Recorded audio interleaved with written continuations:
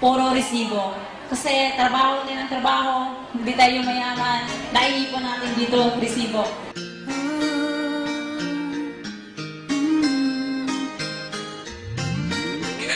Sa mga nag-a-abroad,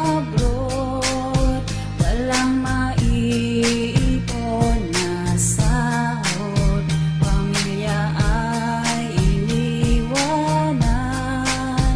upang iahon sa kahirapan, magpakahirap sa trabaho, magtitiis para may sweldo, pero hindi pa rin yumayaman,